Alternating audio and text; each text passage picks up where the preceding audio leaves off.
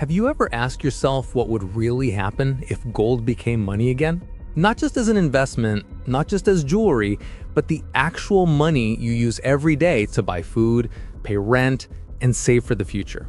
In this video, I want you to imagine that world with me. And to keep it simple and fun, we will follow one person, a man named Leo, who wakes up one morning and discovers that his world has gone back to gold money.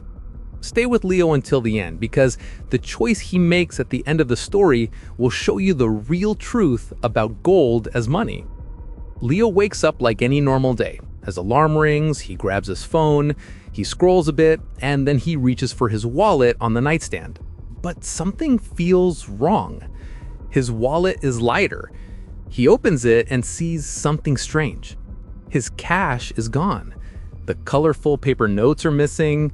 The bank cards are gone too. Instead, there is only one small gold coin shining softly in the morning light. He frowns and thinks, "What is this joke?" He turns on the TV. Every news channel is showing the same thing. A serious-looking news anchor says, "Starting today, our country and many others around the world have returned to a gold money system. All paper money has been canceled. From now on, gold will be the base of all money. Your bank accounts are now measured in gold, not in paper currency." Leo just stares at the screen. He has heard people talk about gold, about the gold standard, about how money used to be backed by gold, but he never thought he would live through something like this. Before we follow Leo out the door, let's quickly explain what this means in simple words. Right now, most countries use what is called fiat money. That means the money is not backed by a physical thing like gold or silver. It is backed by trust in the government and the central bank. They can print more money when they need to. They can also remove money from the system if they want to. This can cause inflation if they print too much, which means prices go up and your money buys less. A gold money system is different. In that system, each unit of money is made of gold or is fully backed by gold. You cannot just create more money unless you have more gold. That can protect the value of money and help stop extreme inflation, but it can also make it harder to react when the economy is in trouble. Leo rushes to his computer and logs into his bank account. The numbers look very different. Instead of seeing something like 5,000 in his local currency, he sees a number written in grams of gold. For example, maybe it says 125 grams of gold. There is a small message under it. Your previous balance has been converted to a gold-based account at the official exchange rate set at midnight. Leo does not fully understand what this means, but he understands one thing. His money is now gold. He needs to get to work, so he gets dressed and goes outside. On the street, he notices that the shop windows are already updated. At the coffee shop, there is a new price list. A regular coffee is no longer 4 units of his old currency. Now it is 0.2 grams of gold. A sandwich is 0.35 grams. People are standing in line, confused, holding small gold coins or new gold cards given by banks. Some people are arguing with the staff, asking, "How much is that in the old money? Is this more expensive or cheaper?" No one seems sure yet. This is one of the first things that would happen if gold became money again. Prices would look very strange at first. People would need time to learn a new way of thinking. Instead of dollars or taka or euros, everything would be measured in grams or fractions of a gram. The value itself might not change overnight in real terms, but the way we talk about it would feel very different, and that alone would make people anxious. Leo stands in line and finally reaches the front. He puts his gold coin on the counter and asks for a coffee. The worker looks at the coin, then at the new price list and shakes his head. "I'm sorry," he says. "We don't have change for gold yet. We can only accept exact amounts or gold cards." Leo sighs. Now he realizes another problem. Physical gold is hard to use in day-to-day life. It is heavy, it needs to be cut or weighed, and small payments are very tricky. This is why, in reality, even in a gold money system, most people would still use paper or digital claims that are backed by gold, instead of carrying gold around all the time. He leaves the shop without coffee and walks to the bank instead. Outside the bank, there is a long line of worried people. Some are angry, some look scared. One man says, "What if the bank doesn't really have the gold they claim?" Another woman whispers, "I heard the government promise this time it's real. No more fake money, no more printing." Leo listens and thinks about it. On one hand, a gold system sounds safe. The government cannot just create unlimited money. That means less risk of runaway inflation. On the other hand, he wonders what happens if people lose trust anyway. When he finally enters the bank, the scene is very busy. Bank workers are trying to explain to people how their balances were converted. One young worker shows Leo a flyer. It says, "Your account is now backed by physical gold stored in secure vaults. You can withdraw gold coins or use a digital gold card." Leo asks, "So if I have 125 grams here, that means you really have 125 grams of gold for me?" The worker smiles, a little uncomfortable, and says, "In theory, yes. But of course, not everyone can withdraw all their gold at the same time. The system is based on trust." This is another big truth about gold money. Even if money is linked to gold, the system still relies on trust. Banks usually do not hold all the gold for every customer at the same time. So even in a gold system, if everyone rushed to take their gold out, the system could crash. At lunch, Leo sits with his friend Sarah. She is an accountant, and she seems stressed. She says, "Do you know what this change means for government spending? They cannot just borrow and print money like before.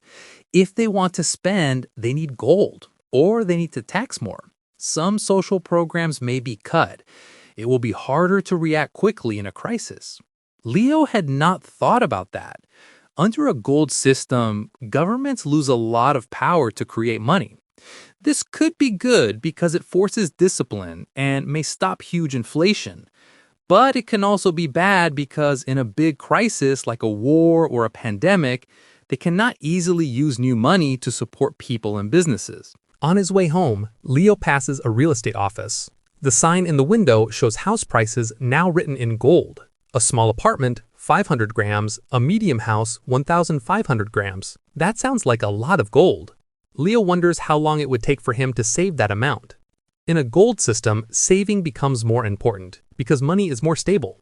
If there is little or no inflation, the value of saved gold remains strong. People who save are rewarded, but those who have debt might suffer because their debts do not shrink with inflation anymore. If you owe 100 grams, you owe 100 grams, even many years later. That evening, Leo finally gets his coffee from a different shop that accepts his new digital gold card. The card works like a normal bank card, but every time he uses it, the screen shows how many grams of gold he has left instead of numbers in the old currency. He sits at a table, looks at the card, and takes a deep breath. He starts thinking about the bigger picture. People in other countries are also feeling the shock. Some places that own a lot of gold or sell many goods feel stronger now, while other places feel weaker. Gold does not remove the struggle between nations. It just changes how that struggle looks. Leo scrolls on his phone and reads comments online. Some people are happy. They say things like, "Finally, real money again. My savings are safe now. They can't print gold." Other people are afraid. They ask, what if there's not enough gold for our growing world? What if this creates more poverty because rich people already hold most of the gold? Leo realizes that gold money is not a simple good or bad thing.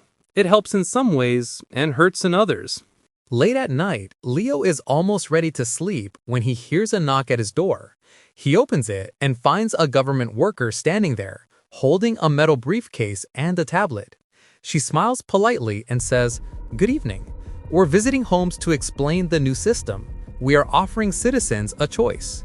You can keep physical gold coins if you want, but we strongly suggest using a digital gold card or app. It is still backed by real gold in our central vaults. You will not have to carry metal and payments will be easier." Leo invites her in for a moment. She explains that people can switch their coins for digital gold units that are still tied to real gold at a fixed rate. She says, "You can check your balance anytime. Every unit you see in your account is linked to a specific amount of gold in the vault. Independent auditors will check the vaults. We want people to trust this new system." Leo looks at the small gold coin on his table, then at the sleek digital card in her hand.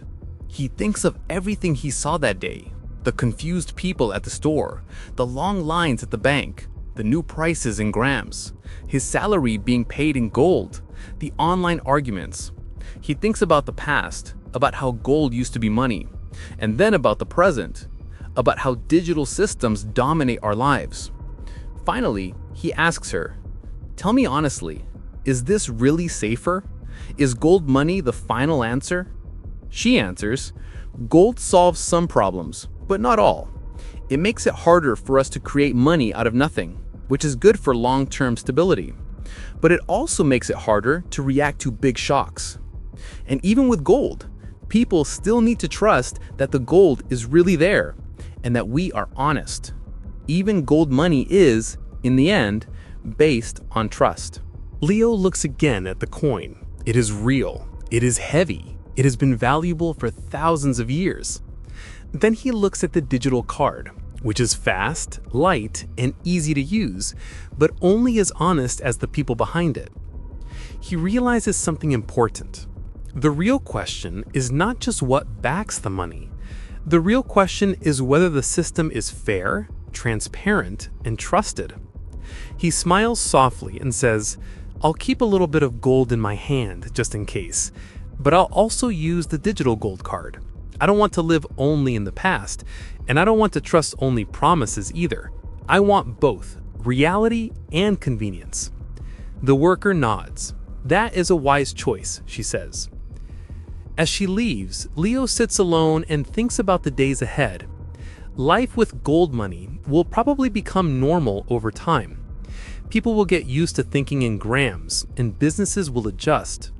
Some things will be better, like stronger savings and less risk of crazy inflation. Other things will be harder, like deeper recessions and heavier debts. Leo understands now that if gold becomes money again, the world will not suddenly become perfect or completely broken. It will simply be different. Gold will give money a stronger backbone, but it will not replace the need for good ideas, fair laws, and honest people. Money, whether it is made of paper, numbers on a screen, or pieces of metal, is only a tool that humans use.